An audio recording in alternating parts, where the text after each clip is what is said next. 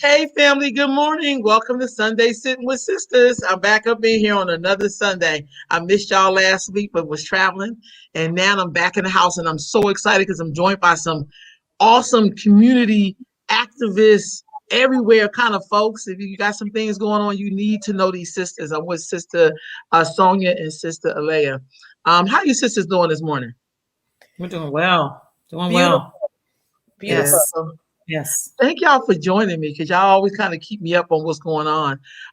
Today we're going to talk about the anniversary of Brianna Taylor's murder. I just call it what it is. We're going to talk about that. Y'all have some events that's going to happen around that, which is really awesome. And kind of what's the plan of what's going on, basically. What made y'all come up with this event for Brianna Taylor's anniversary of her murder? Well, I mean, it's a big, day because she's a Black woman that was killed last year in March. You had the killing of George Floyd in May of last year. And the real outrage didn't spark until George Floyd was killed, which is so indicative of what happens when it's a Black woman. When a Black woman is harmed or raped or killed or offended or anything, they are always the least to be talked about. So we have to uplift Brianna Taylor and make this just as big of a deal as we do when it's males out here that are being killed. Absolutely. So let's back up a little bit and talk about who was Brianna Taylor. Because I think the other part is people kind of always assassinate our character or attempt to tell you who they think we are. But who was this sister? It's ironic that that's the way the system works, right? That they'll pick every negative thing about you and then try to put it on blast. But what we have been able to establish is that she was a young lady who was working in the medical profession. She was a paramedic. She had aspirations of wanting to be a nurse. She had aspirations of wanting to be a mother and a wife. But because of her young age and wanting to get her footing for herself in her life, she was on a pathway, on a journey of trying to do everything right. She was employed. She was housed. And so, we cannot ignore the fact that even though we have associations with other folks, that doesn't make me who I am. Where I come from and how I was raised doesn't make me who I am. And so I love this picture of her in her uniform, right? Because it tells the story that everyday people who are trying their best to survive in this country, especially when we are trying to do that while Black, that we can be assassinated. Right on. So is anything happening right now in Louisville as pertaining to those officers, or is there still activism going on there to bring justice for this system?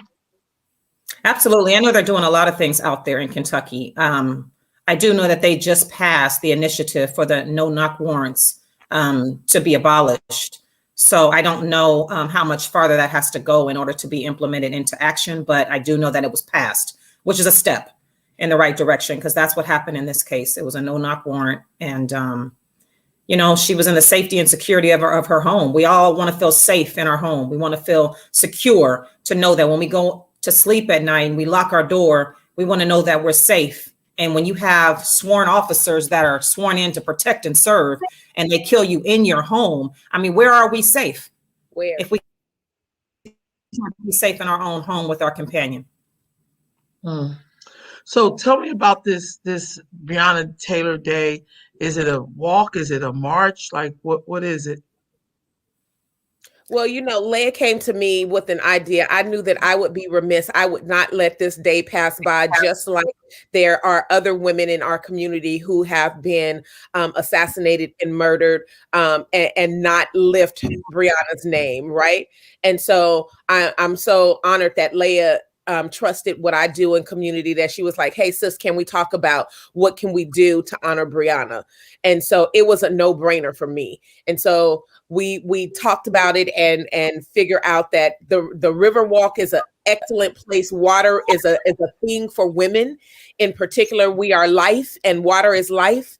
And so at the River Walk, also giving her flowers, and so we are going to walk across the bridge, throw flowers into the river, and then end up at the Capitol and just have words and entertainment that lifts up what it means to be a woman in America. While I appreciate the fact that I'm a Black woman and every day is a good day to wake up as a Black woman in America, we know our power. We know that we save days on every day of the week. It's still a dangerous position to be in. And it's always that we're at the bottom of the totem pole and we still wake up and we save days. Right on, right on. So what will that day be like? What are your plans on that day?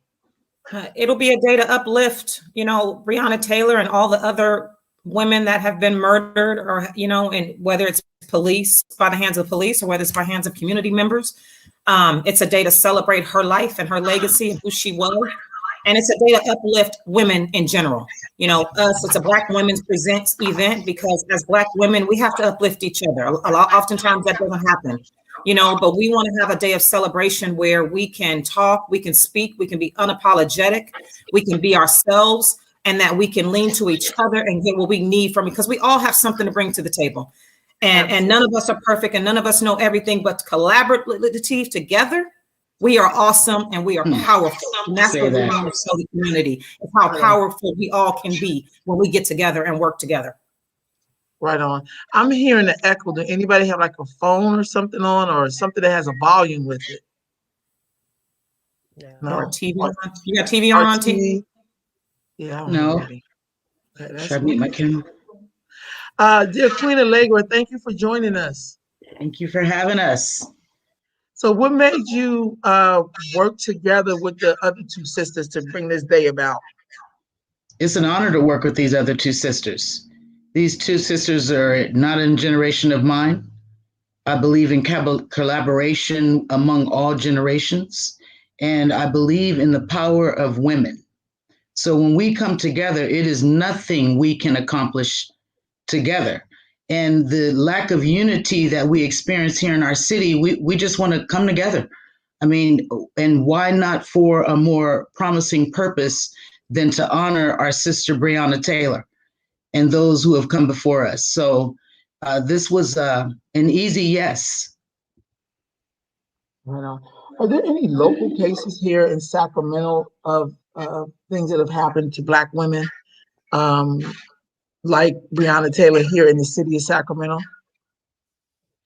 There are locally, I know that Leia is working on a case in Leia, it's out of Nokomis, the young lady who was Casey, who was in the military, who was murdered and abused and raped and beat, and the military has been very silent about and trying to sweep her injustice under the rug. There are other folks that have been abused in community that we know of that have gotten some attention but not enough attention. And so it's always that, how we think of ourselves or how the public thinks of us. And so what are we doing about that? I know that there's a mother, Jenny, right now in community who is fighting for her daughter. Every Friday she's out in front of the apartments where her daughter was killed a couple of months ago. And every Friday she's out there at 6 o'clock because she wants somebody in that neighborhood to say who, what, why, when, and how this happened to my child. There was a young lady here in Sacramento who was killed in a hotel. And so we don't hear these stories. And so there doesn't get that traction and importance of lifting their name. Like I can't, I know that I've heard their names, but because Brianna Taylor's name we've heard over and over again, Sandra Bland's name we've heard over and over again, Corinne Gaines' name we've heard their names over and over again, but they are far few in between. Like there are lots of us out there who have been harmed in community and we don't know their names, and that's a problem because when a man is killed in community, particularly a man in general, we know their names more readily.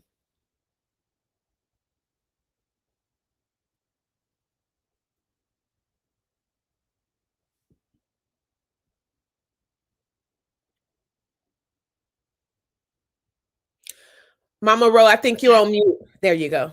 Okay, sorry. So I'm muting everybody when we're not talking so we can control that echo. Because I'm even doing that with myself. That's why I was on mute. With the young sister who was found in the hotel, have there been no updates on that at all? Because first, and this is my thing. This is why I came to y'all and want to talk to you all. Sometimes it feels like people sensationalize Black death. And it feel like Black death is like people get like a hard on. I don't mean to say it like that. It sounds kind of graphic. And then when the sensationalism go away, then you get to see who's really out there fighting because they'll continue on their fight. They're not just doing it was like they in the camera, this would happen. And then a month from now, they on to the next murdered person, which is sad in a sense. But do you know, I never get to sometimes hear the updates on what's happening with folks. Like with this young sister who was found in the hotel. I didn't hear anything else again. You know what I mean? Do you know any of these updates? Oh, thank you. She said Deja Richards here in Sacramento. Taylor Blackwell. Kayla Blackwell. Yes. And so it's interesting when, like I said, when we don't hear their names enough, the traction doesn't set in our mind that we remember them. So like, I know that when I'm having conversation with other women and I'm saying to myself, remember the young lady that we were just out there fighting for who was murdered at the hotel. What's her name? So we have to play the name game with ourselves sometimes.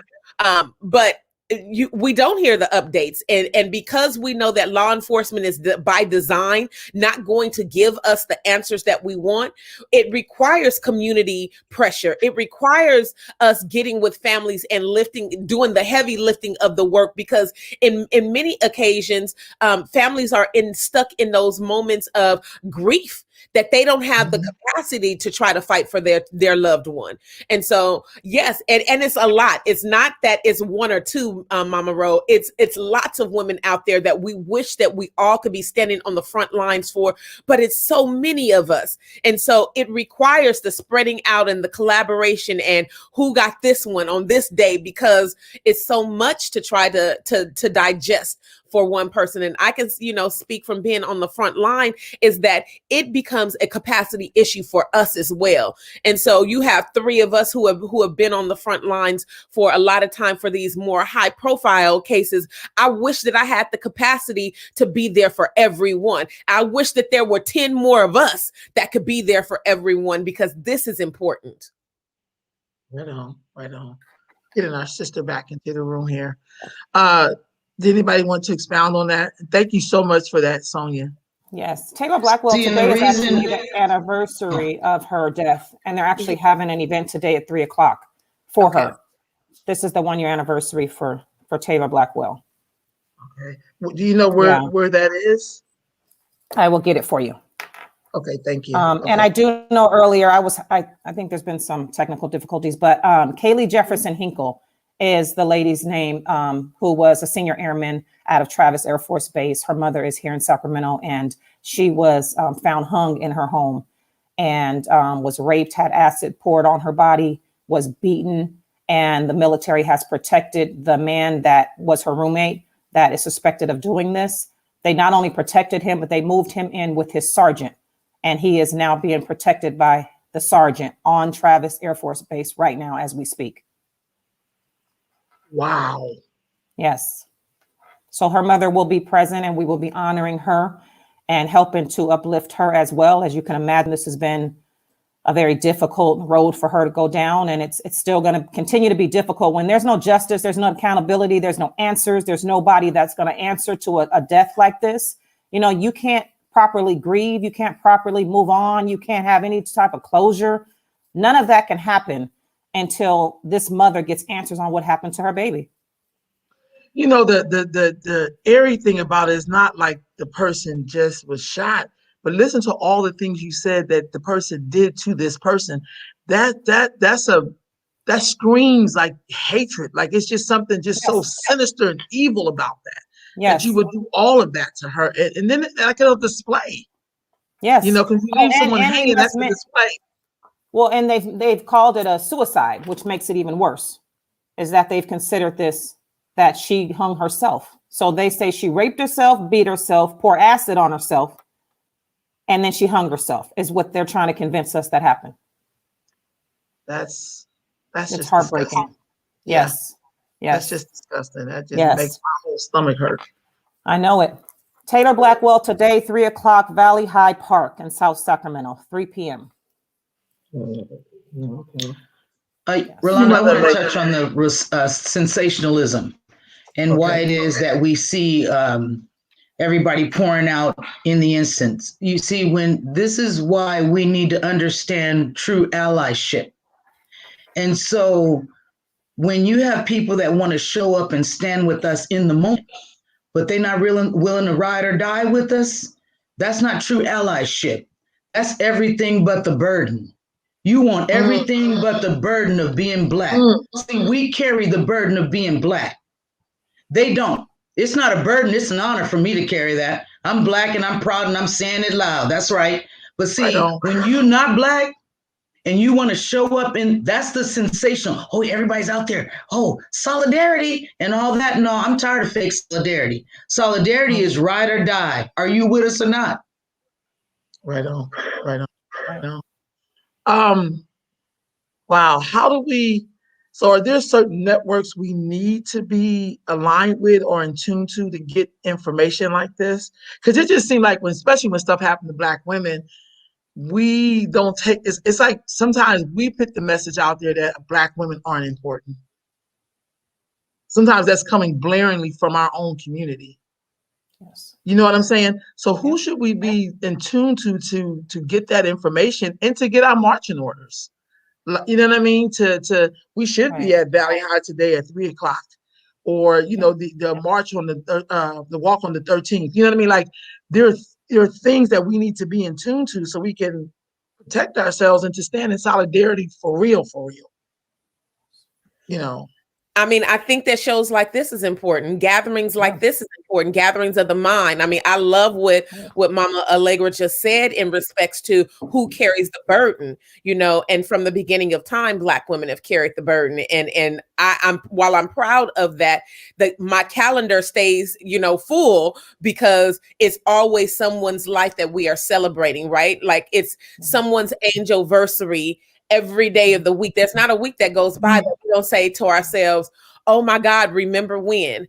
Oh my God, it's May, or it's September, it's October. I cannot forget Adrienne Ludd being one of the first folks that we fought for here in Sacramento. I can't forget Gabby Navarez being one of the first folks we fought for here in Sacramento. But I also can't forget Rodney King, because that was the first shutdown that I ever participated in.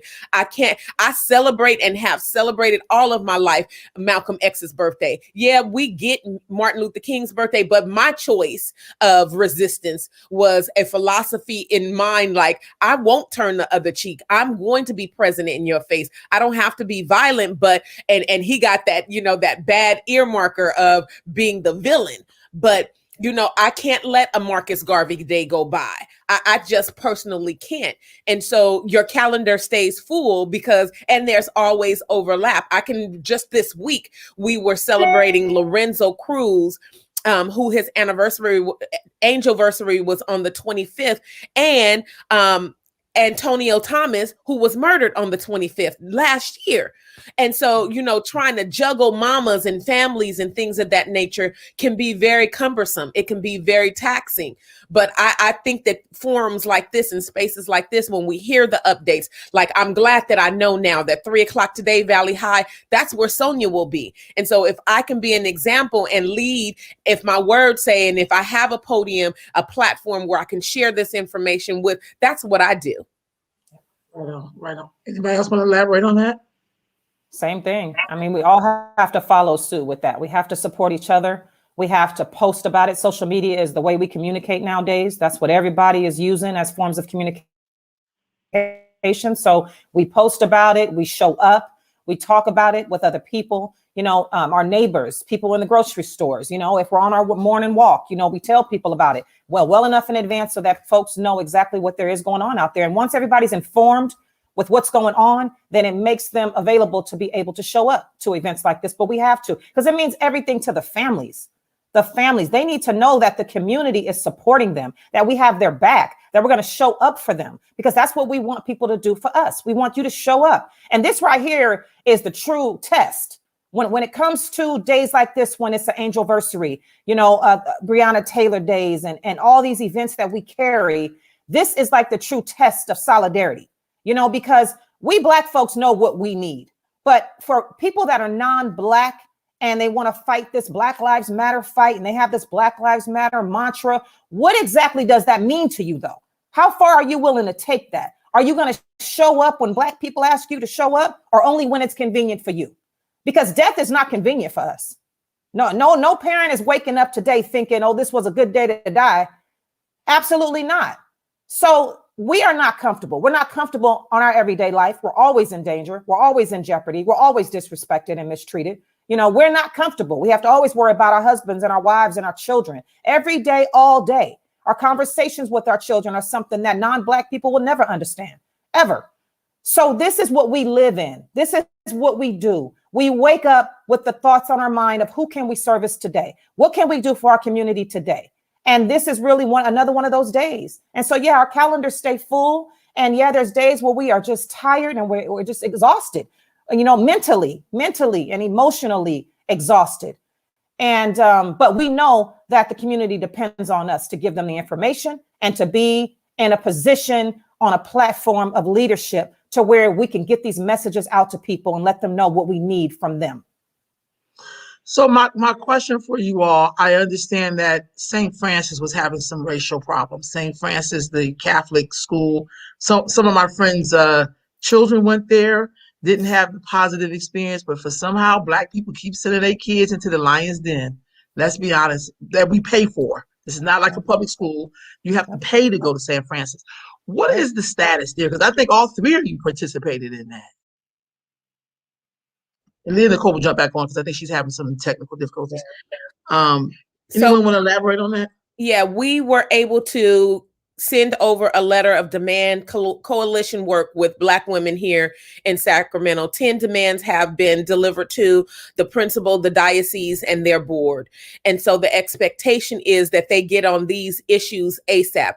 We were notified the day after St. Francis put out a statement saying that the young lady who was the offender of wearing blackface, mocking, teasing, bullying, trying to intimidate the young Black student, has now been removed. She is no longer a student at St. Francis. One of the demands was also that her mother, who was a former student of St. Francis, as well as on the board, that she be removed as well. And so I think that we did a really excellent job in laying out some very tangible, well-meaning demands for St. Francis to get on, because they need to get on it ASAP. There are too many stories from alum and from parents. And you're right, they're paying for this education. And it's a damn shame that when we try to pay for what we consider quality education and we still can't get it, and our dollars are being used to pay for it. And so you're not going to protect my Black life, and I'm paying you the same amount of money what my counterpart that's white or Latinx or Asian is paying. Yeah, there's a problem with that. Okay, so with that being said, you said something about blackface, because this is the thing that cracks me up. I hear Black people say all the time, I think we say this every generation, from what I can tell with research, this generation ain't having it. They said that in the 50s, in the 60s, in the 70s, in the 80s. But what I come to realize is that people pass down and create themselves over and over and over again. So to have somebody in 2021 with blackface, we're talking Amos and Andy, y'all. I mean, and that was like back in what, 1940s or something like that, 1950s, whatever. This is like 60, 70 years later, and people still got blackface. So it just feels like some of this stuff feels the same. Like, how do you come up with blackface? It's taught. This child knew exactly what context in which to use it. She knew exactly what she was doing. She was taught. It's learned behavior. It's something that she saw within her home environment, whether it be her parents or, family members or whatever it was. But she was taught this.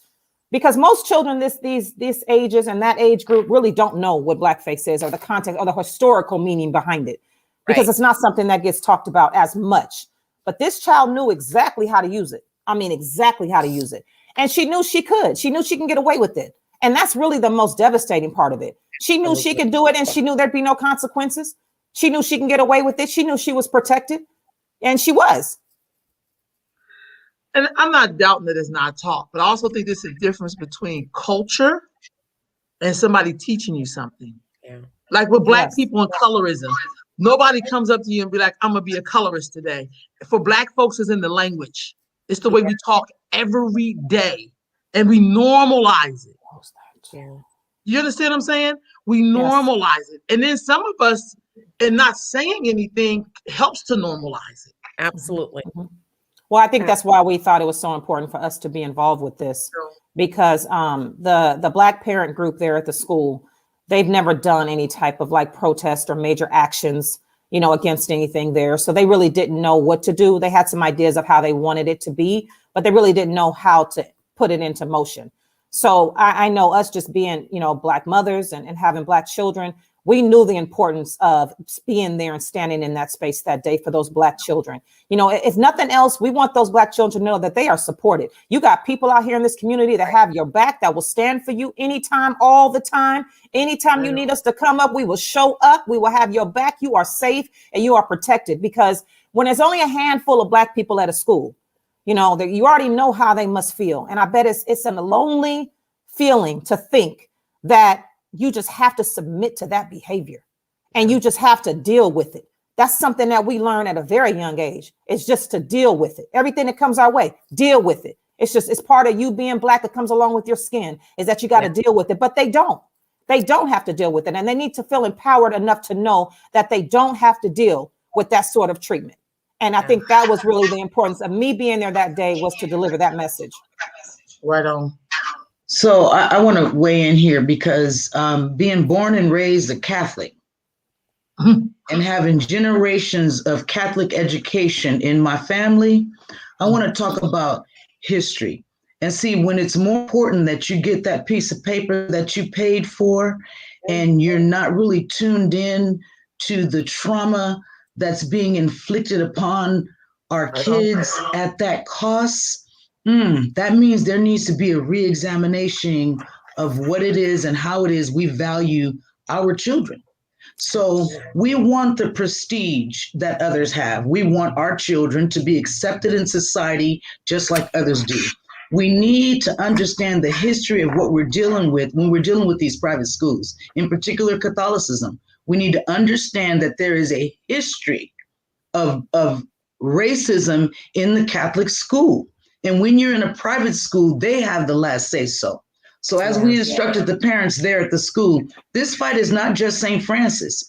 They're going to fight St. Francis, the church, and the archdiocese. If they really want to see change, they will not lay this down. They will take it all the way to the end, because the next generations are just lined up to have the same type of trauma inflicted upon them, all in the name of Jesus. This is not okay.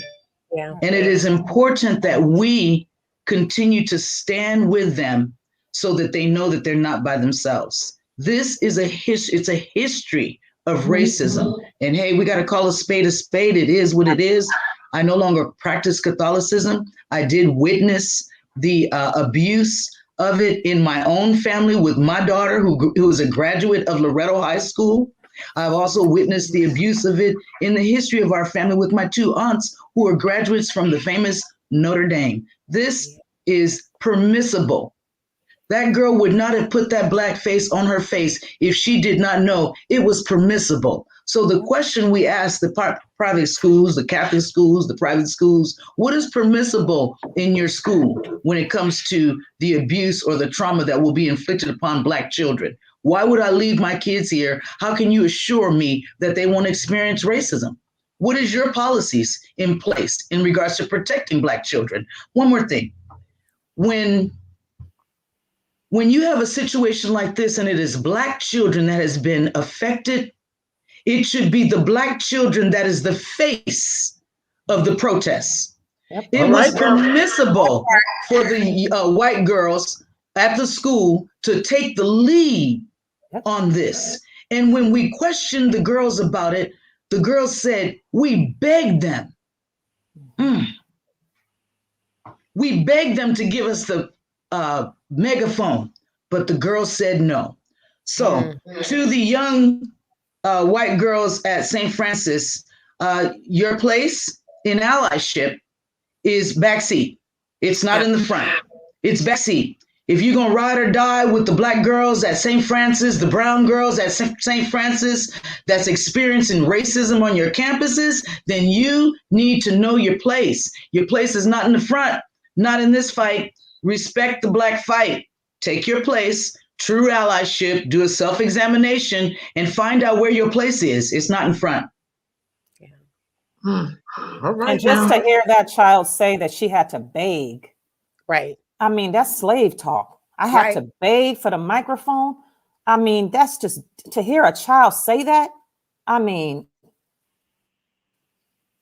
that just breaks my heart. That breaks my heart. But you know, and I agree with y'all. I really agree with y'all. I just feel like we're in a system that takes everything we do and they figure out how to benefit themselves. Oh, yes. Yes. That to me, that's so apparent. Like I'm going to show you how to get free. I've never known someone who's been enslaved by another group to ask the group who enslaved them to give them freedom. I've never seen that happen. That's right. Audre Lorde said something like, "I can't. We can't use the master's tools to dismantle the master's house." I'm with you, Sonia. Right? Exactly.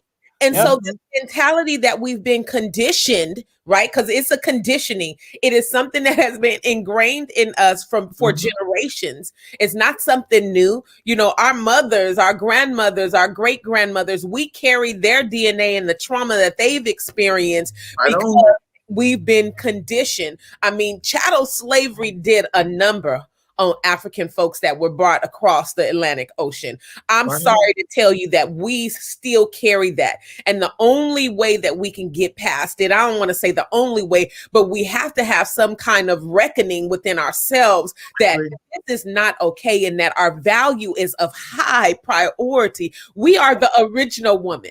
You know, there's no, if we think about that on a daily basis, you are the original woman. We come from that DNA. Right. Yeah. And so that's what's important. I wanted to elaborate just a little bit on what Sister Allegra said, because it's important when we think about history and we think about the Catholic Church and other church systems, right? Because we rely on these systems to be support mechanisms for us in community. And so we just had this recent election.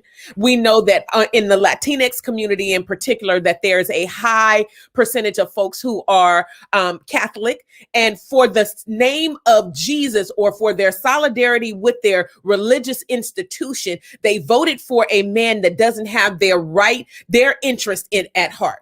And so that's the power sometimes that religion takes over for people. And so it's unfortunate that we find ourselves in these situations where I got to put that over my livelihood. I'm questioning my religion if I have to put that over my livelihood. And so that's where I think we are in 2021.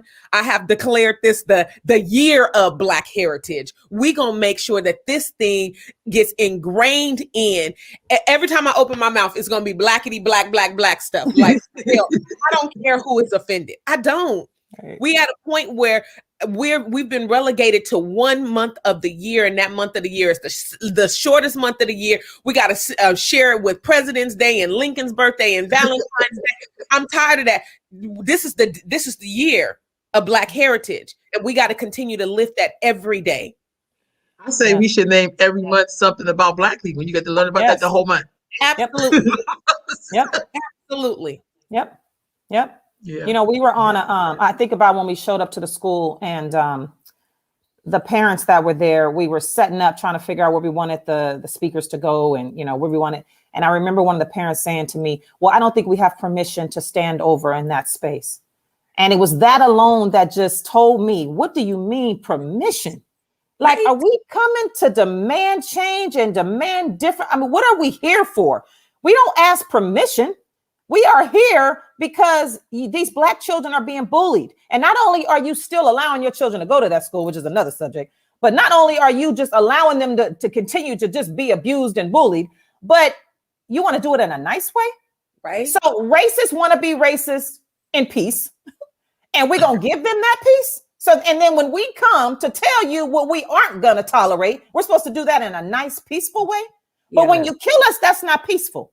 When you put the black face on and had the little girl's name above your head when you posted it on social media, that wasn't peaceful. No. But none about that peaceful. So I really don't understand that. You know, I think about yesterday, we did an NAACP summit, and I can remember I was told 4 things: that I needed to relax, breathe, deal with it, and relax and calm down. That's what I was told. Now, why as Black women do we have to calm down? I don't understand how people have the nerve to come at us like that when we're speaking about our safety, and we're speaking about our lives, and we're speaking about our experiences, and we're told to just breathe, just relax, just calm down. And that's probably what this student is being told. Oh, it's just a black face, you know. I mean, it's over now. I mean, you know, it's not there anymore. So just relax. We don't have to. We don't have to relax. We don't have to calm down. These are our experiences. This is our life. We're speaking from experience. We're not making this up, you know, and we're passionate about it because it is our life. And our life is in danger all the time. Any of us can be Sandra Bland. Any of us can be Kaylee Jefferson Hinkle. Any of us can be Brianna Taylor. We all sit in our house right now, aren't we? Mm-hmm. Any of us. What's stopping the police from coming through our door right now and killing us? Absolutely. Nothing. And usually when somebody tell you to calm down, it means that they did something foul. And they did. Yeah. And they recognize. Yeah. Uh-huh. Yeah. Yeah. So calm is not what I'm going to be. No. There's times when we can have a calm conversation, sure. But not when it comes to the violence against myself or my family or my other Black sisters within this community. There's no calming down to that. And I don't understand the notion behind that. I don't get that, you know, but that right there, that's the mantra though. That's what is the expectation of us as Black people, to come sit down, speak when spoken to, just sit here, because what are we? We angry Black women, right? We always angry. Every time they speak, they're just angry. And that has to stop. That has to stop. And that's the importance of Brianna Taylor Day. We gonna speak all right. And no, we're not gonna be silenced. We don't have to calm down. We don't have to relax. It's okay for us to be angry about what happened to Brianna Taylor. Because guess what? All of us have children that we have birthed. And for that mother to show up to her daughter's apartment and say, I'm looking for my daughter. Her name is Brianna Taylor. Where is she? And for them to tell her she's still inside, but not telling them that we just killed her. Right. Saying she's still inside. Right. So when we think of her pain and we think of what she's going through and what she will go through on that day, March 13th, where she has to relive that moment, all of us mothers feel that. We feel for her. We stand in the gaps for her. We are here for her. And that's the significance of us all being together on the day of March 13th and coming out and honoring Brianna Taylor and all the other Black women that have been traumatized, killed, abused, you know, and all these Black women that nobody wants to talk about that are missing. These Black women, these Black children that are missing, these Black women, these Black children that have been harmed in the hands of Black men that nobody want to talk about. We got to talk about everything. We got to just put it all out there and have a real conversation. Absolutely. And people should be angry. If you're not angry, that means, are you alive? Because that's a real human emotion. It's a real emotion. And we need to understand the layers of emotion. It's important that we get in touch with what our emotions are and identify them when they're happening in those moments.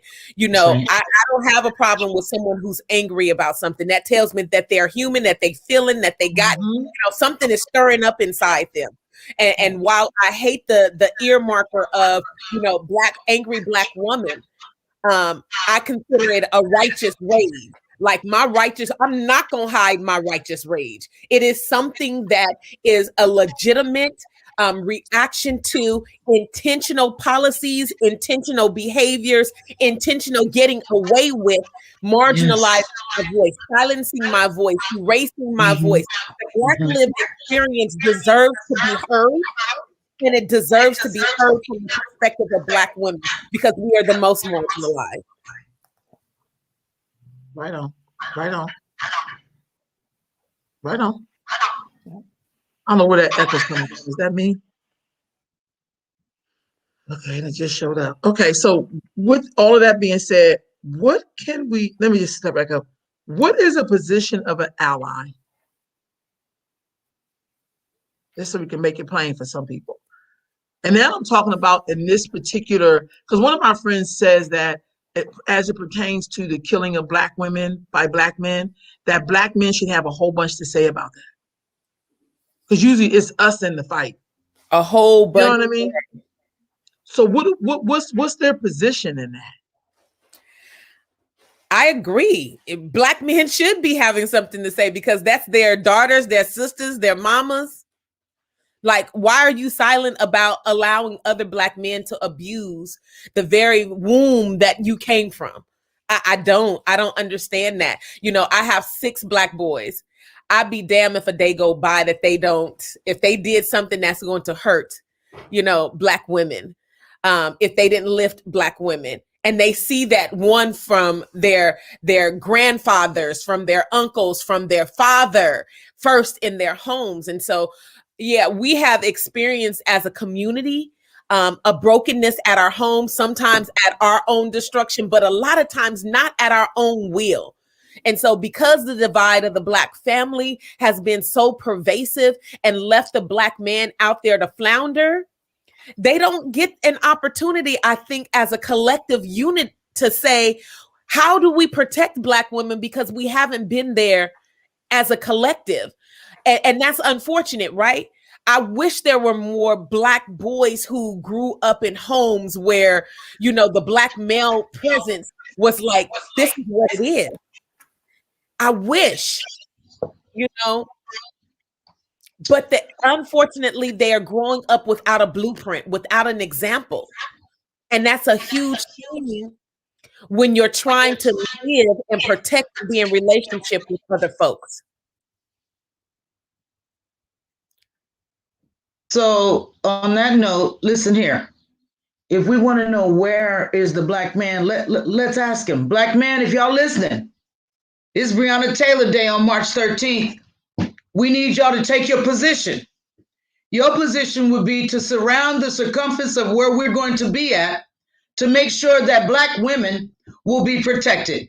We ask that you wear Black because we all Black, and we ask you to show up. Show up. Take your rightful place, King. We waiting on you. We see you on the 13th. Right on, sis. Right on. And one of the comments that sister left, sometimes if your comment is really long, I can't post it because it would take up the whole screen. But there is a sister here, and I did get your email this morning. And her question to you all is, how are we going to reach out to more of us, the Black community leaders such as herself? And she's talking about her and her husband has information. They work for the school district. She wanted me to contact her. And here's my thing. I feel like if you are a real leader, I should be bumping into you in the road. Because I think we have to stop this self-appointing stuff. When people, like in some traditions, when you are a shaman, I'm just going to give an example, you can never say you're a shaman. The people say you're the shaman. So if you are a leader, you don't say you're the leader. The people say, that's the leader right there. I think in our community, we be so, and I'm definitely going to reach out to you, but I think sometimes we have to back up a little bit. Because if there's a fight, I never ask for permission. I just jump in. I'll be like, hey, what you need, sis? What you need, bruh? What you need me? You need me to bring something? What we doing? Okay, I can bring my, we just do. There's no invitation. The invitation I don't want is for somebody's dead body to push me into a fight. I don't want that. I'm sorry. Did I mute you? I'm sorry. Oh, no. I was just saying in that part. Okay. That's all I'm saying. I feel like there are so many, because every man and woman who run their house, they're leaders. I can't tell you, I can't make you a leader. Leaders just appear. Like, I can't explain it. They just show up. So if there's today at 3:00, my sister, we should see you and your husband out there at Valley High Park. Yep. On the what's that, the 13th? On a Saturday? Brianna Taylor Day. I think we just gotta jump in there. There's no personal invitation. Anybody who know me, you reach out to me, I'll reach back to you. But I think we just got to get into the fight, because somehow in this system, people make us feel like there's a protocol. There is no protocol. You know, I just don't ever want to be dragged to a fight because something happened to me personally. Yeah. That's horrible. That's why I jump in the fight before, it gets to me. You know what I mean? Absolutely. So Absolutely. go right ahead. You say something, sister. I'm sorry. Yeah, I was going to say that goes back to your question about allyship. So Dr.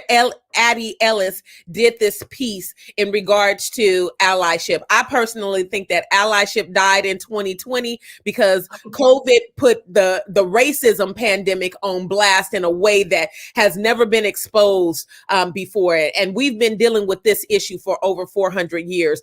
And so the ally is someone who can throw money at a cause. They can show up at an action. They can put up a hashtag. But when it comes to taking the initiative, they don't have the gumption to do it themselves. And so personally, I'm looking for folks to show up with the mindset of being an abolitionist or an accomplice. An accomplice will get their hands dirty. A comrade will put their body on the line and stand in front of you before whatever that danger is. So if the police got, their guns in front of me and they know that I need shelter and protection, they gonna stand as an in-between, right? An accomplice is here today, gone tomorrow. And so I don't like the conversation sometimes about lifting the ally, and that the ally, we need them, because the ally, they go home to their comfort. They are not willing to sacrifice. And so I really want people to begin to check what they're willing to sacrifice, because at the end of the day, if it's just the amount of dollars that you're able to throw at a cause, that's good, but it's not good enough. And so I just, for me personally, allyship, and I call it ally shit, it died in 2020. Like, that's where I am with this. We have been, for those of us who have been on the front line preaching this word for like forever, like it comes second nature to all of us who are on this call right now. We know what the critical pieces are. And so we have to be very vigilant about making sure that folks step their game up and that they understand what it means to sacrifice for somebody else. Right on. One of the things a brother told me once, how I think sometimes we, when we ask that question about Black men, everybody know it's definitely not about beating up the Black man. I think sometimes as women, we kind of make up stuff, but we don't ask the person. When I ask Black men that, they always say, sis, you're supposed to challenge us. Because if we're not in the right place, you're supposed to say something. That's like, if you ain't in your right place, I'm gonna say something. I don't think it's a thing of like, because we're all under some oppression, and I get that, but I also know we kind of I don't want to say this in the wrong way. Sometimes we make people soft. I hear so many young men say, sometimes if my mama could just back up. I don't want to hurt her feelings, but sometimes she be thinking she know me better than I know me, but she ain't me. She don't really know, and I don't want to hurt her feelings because she my mama. You know what I mean? But sometimes it's like that scene in I'm Gonna Get You, Sucker, and the boy is trying to be a hero, and his mama jump out the closet like, ain't nobody gonna hurt my baby. He like, Mom, I'm trying to work this out. I feel like there's nothing wrong with that.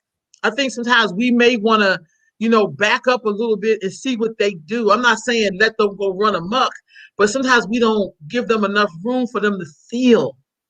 See, we'll put our daughter out there in the fire. We expect for her to go through the fire because we go through the fire. But then when it's our son, we don't let him go through the fire because we know how hot the fire is. Well, yeah, your daughter know how hot the fire is too, but you got to let your son, go out there, because that's a part of what's going to shape and mold him, so that when he needs to protect somebody, he know that that's what he's supposed to do, not because you tell him to do it. I think sometimes as Black women, and I know our whole history, but I think sometimes we create things and then we be like, well, it's the system. No, it's really you, sis.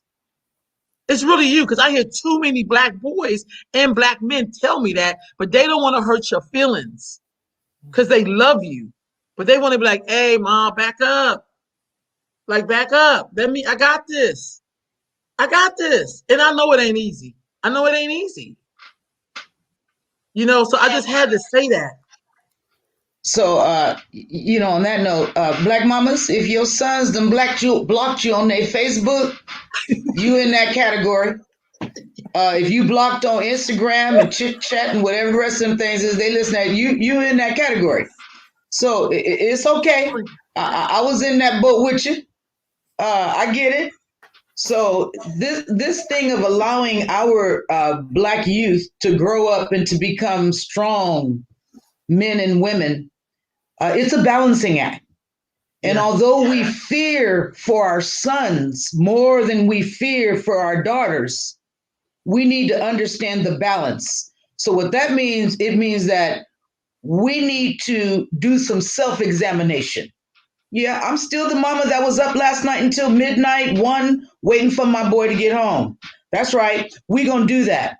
But in order for them to become the men that they need to become, we need to listen to Mama Ro here, because we do need to back up. Let them be men. Let them grow into manship. And that's allowing them to be who they are, make the mistakes along the way, and pray that you have been a good enough example to where they know what they need to do. They just a little Johnny come lately with it. That's all. They coming. They late bloomers. Step back, mamas. Wow. It works. That's real talk. Dear sisters asking Allegra and Leia. She says she's on the streets when there is 4 people, and about the Proud Boys pepper spraying her and showed up. I guess about your experience. So she basically saying she out there on the street. I get it, sis. I get it. That's why I said right on to you. I'm just saying sometimes it's not necessarily about the invitation, but you know that. You just get in there and do the work. I just know leaders are, I don't know. I don't say I'm a leader. I don't. People refer to me as it, and I'll take it because to me, that's just the respect that's shown. But I never say I'm the leader. I never. I'm just not going to do it. Y'all not going to set me up. That's how I look at it. I think it's the setup. Now, if people say, hey, Sonia's a leader, that's me. I'm giving you respect when I say that. It's like calling somebody Mr. or Miss. When I was growing up, I would say, this is Miss so-and-so. And then I would have some adults, because they ain't know no better, don't call me that. That make me sound old. Dude, I'm respecting your experience. Yeah. You understand what I'm saying? So I just feel like we got to be very careful, because also our enemy hear those words and they get to know who you are. That's how they wear us down. Oh, this person think they the leader. Put the camera on them. Yeah. We'll make them see. We gotta be a little smarter. I studies history, like for real. Like I'm not. Some of this stuff we can't do again. Never, never, never again. Some stuff we could just kill right here. Let's not do it. Yeah. I don't know who came up with that concept some years ago when they was on Wall Street about the white people losing their money, and they tried to make everybody the head, so you can't tell who the head was. That was brilliant, actually, because they could never tell who the head was. In our community, they find the head and they pick the head up. You cut off the head and the fish dies. Yeah. You can't go nowhere without a head. So you think. Yeah. Yeah. I wanted to comment on what Ava said, as far as like showing up, and when earlier you were talking about allies and what allies need to do. And, when we think about allyship and we think about showing up to events or showing up to fights and things like that, the same way allies show up when we're running up and down the court, dribbling a ball, or when we're on stage and we're singing and dancing, or, we're entertaining you in some way, you show up. We need you to show up when we're out here dying. We need you to show up when we're out here fighting for our lives, or show up when our babies are being killed and mothers are being killed, fathers are being killed. We need you to show up the same way you show up when you're paying your money to see us entertain you. And that's really what it comes to. And our sister said it best. We don't need allies. We need accomplices. That's what we need. We need accomplices. Yes. And she put it best when she said that, because that really, that made it really real to me, because that's just so poignant. And what we're going through right now, because a lot of people consider themselves allied because they blacked their screen out for one day, or because they went and bought a Black Lives Matter shirt, or made a nice poster, came out one time, they did their due diligence for Black folks. Like, we should be thankful for that. But that's not what it is. Allyship is every day, all the time. It's every day. It's everything in which you do. It's the way you live your life. It's the way you speak life into us. It's really the mind frame in which you have. Do you really believe Black Lives Matter? Or is it just the cliche thing to say? And it's just the popular thing to say. Really, a lot of people just ride the waves. That's why you see people come out so much for somebody and then it dies down. Everybody goes away. But where'd you go? We're still fighting. You know, people came out so much for Jacob Blake. Let's just use him. He came out so hard for him. And then when they announced they weren't going to arrest the officers that killed him, or the officer that killed him, nobody was out in the streets. Nobody was out in the streets, but we still fighting. The fight continues. That's not justice. So you can't come out for one day and think that you did what you were supposed to do as a good servant of the community. That's not enough. It's just not enough. So family, listen, that's I think these are the good conversations to have. I think we do need to be talking about how are we going to move forward. And I'm gonna be honest with you, I'm glad to hear from some sisters, because I'm not gonna lie, when I know sisters are in charge, I know things is getting done. I'm just gonna be flat out honest to you. That's been my whole life experience. If a sister say move left, I'm moving left. You know, I've been in other parts of the world where I've met up with Black women, and soon it's like I fell right in line. I didn't even ask no questions. I didn't say that, what's your resume? I was just kind of like, what I need to do? What we doing? You know what I mean? So shoot, a sister got us to the moon. Right on. Right on. So as we do this wrap up, tell us again about the event. Yes, March 13th. It's a Saturday, 11 o'clock, River Walk Park. It's right by the Tower Bridge. Show up. We're going to have refreshments, snacks. We'll have PPE. You know, we want to make sure everybody's safe. We'll have speakers. We'll have libations. We're going to have some entertainment. And we're going to march down to the Capitol as a united front to celebrate Brianna's life. And we will come back, and we're going to fellowship. We're going to be together. We're going to stand in solidarity with one another, lift everybody up, and we're going to have a wonderful, wonderful afternoon. Isis, put that flyer back up, please, so they can and share this flyer on your page. Please do. Share this flyer, y'all. We need to celebrate and honor this sister, y'all. And don't wait for your personal invitation to be a part of a fight that you know you should be in the first place. That's the one thing that's you get there. I get it, that's but right. don't wait for no personal invitation. That's right. Doors open. Right. I'm sorry, dear Queen Mother. What you say? The door's open. Come on in. Right on. Right on. So again, this is the Brianna Taylor Day, March the 13th, 11 a.m. This is going to be at the River Walk. Yeah, it's actually really pretty, and it's near the water. So come on out. Nice. Before we go, ladies, Sonia, what's your organization and how can people contact you? You know, I would say that Decarcerate Sacramento, Black Justice Sacramento, Liberate Blackness are all doing wonderful work out there in the community. If you are not familiar with, social, look up. There are too many things going on in this community not to be aware of what's going on in this community. I mean, show up at we doing a lot of things virtually. City council meetings are still happening, and our voice is still important. Board of supervisors meetings are still happening, and our voice is super important there. We're talking about not having the jail be expanded, not spending so much dollars on law enforcement and redirecting it to community-led organizations like MH First, which is mental health first. There's so many things that's going on in the community. You just got to put your ear to the ground sometimes and be diligent to find this information out. Right on. Allegra, Queen Mother, what you got? Village Advocates. We are the Village Advocates of Sacramento. I also represent Sacramento Act.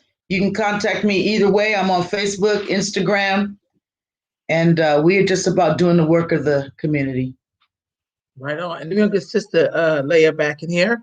Okay, Sister Leia, your organization, what's going on? Yes, Impact, EMPACT_ORG is what we are on Instagram. On Facebook, it's simply Impact. And we're working on a lot of projects right now, not just with social justice, but we're going out to the prisons. We're fighting for our brothers and sisters out there that are affected by COVID. That's huge. They're dying right now and suffering to die alone, all by themselves. So we're working on initiatives to get them out and get them to be with their families so that they can get the proper medical treatment that they need.